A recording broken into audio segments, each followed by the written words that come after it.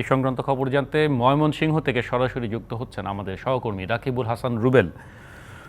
রুবেল, আপনার কাছে জানতে চাইব যে কোরবানি ঈদুল আজহা তৃতীয় দিনে এসে ময়মনসিংহ শহরের চিত্রটি কি, বর্জ্য অপসারণের অবস্থাটি আমাদেরকে জানাবেন আপনি। ধন্যবাদ আপনাকে।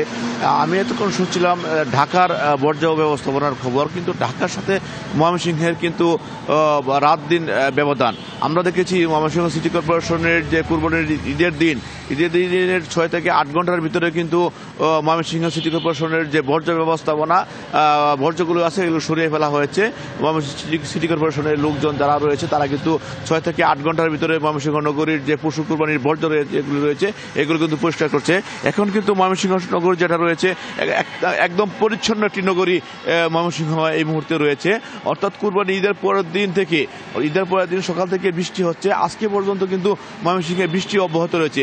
বৃষ্টির কারণে কিন্তু ময়মনসিংহের যে রাস্তাঘাটে যে কুরবানি পশুর যে রক্ত ছিল রক্তগুলি কিন্তু ধুয়ে ড্রেনে চলে গেছে, যার ফলে কিন্তু ময়মনসিংহের রাস্তাঘাট অনেকটা পরিষ্কার রয়েছে।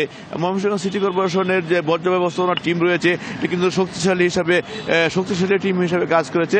ময়মনসিংহ নগরীর 33টি ওয়ার্ডে কিন্তু প্রায় 6 শতাধিক তারা কিন্তু কর্মী তারা বর্জ্য ব্যবস্থাপনায় মাঠে কাজ করেছে।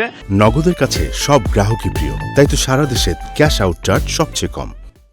তাছাড়াও যে বৃষ্টি গাড়ি বর্জ্য ব্যবস্থাপনায় তারা মাঠে কাজ করেছে।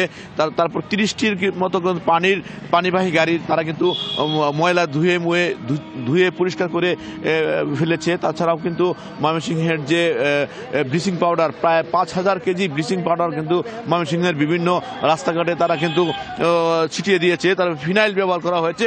অর্থাৎ ময়মনসিংহ নগরীতে কিন্তু বর্জ্য ব্যবস্থাপনার চিত্রটা খুবই ভালো ছিল। অর্থাৎ কুরবানি পশু জবাইয়ের 6 থেকে 8 ঘন্টার ভিতরে কিন্তু ময়মনসিংহ শহর একেবারে পরিষ্কার পরিচ্ছন্ন হয়েছে।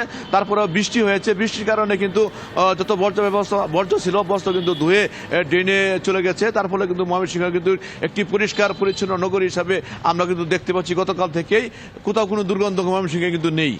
এই ছিল ময়মনসিংহ থেকে কুরবানির পশুর বর্জ্য অপসারণের সর্বশেষ খবর। স্পষ্ট রাকিবুল হাসান রুবেল, আপনার কাছ থেকে আমরা ময়মনসিংহের খবর জানছিলাম।